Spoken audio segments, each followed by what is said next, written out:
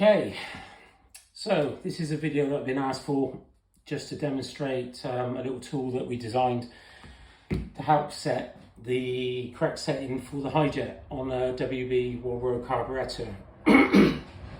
And so let's get into it. So this is a carburettor that I've just rebuilt for somebody. It's been ultrasonic cleaned, fully stripped, ultrasonicked, and I've just put the jets back in. I've set the low jet with our sister tool, which is the star tuner, and there's a separate video on that. So I've set the low jet. Now I need to set the high jet.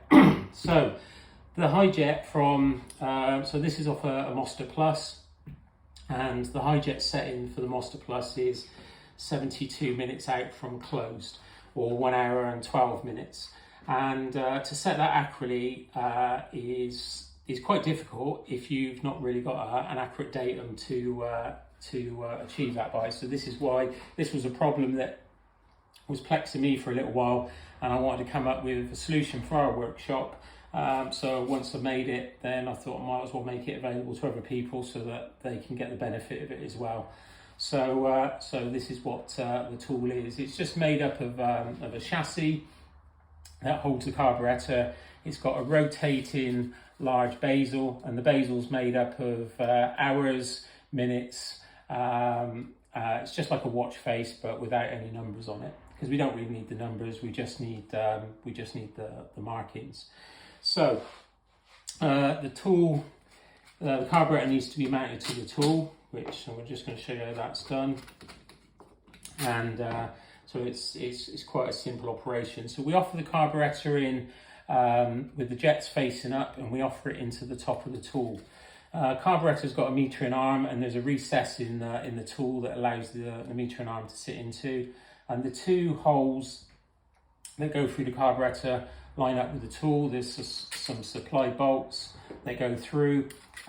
You can put the nuts on the back if you so wish. I just use the palm of my hand because we're using this on a regular basis. So speed's a little bit more beneficial to us.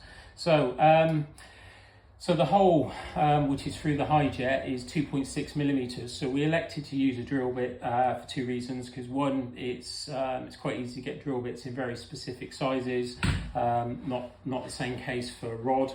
And the other thing is also from the factory. I think they use a little bit of varnish on the high jet after they put the seal on, and sometimes I think that gets into the hole. So the drill bit's quite useful if you do it by hand with some pliers, not a battery drill, is to wiggle that through the hole and clean out any varnish, and then the drill bit, which is now going to act as a pointer, will go all the way through the drill bit. It needs to be 2.6 mil because even at 2.5 mil, there's quite a bit of chatter play on the drill bit against the hole, and that's not really accurate enough.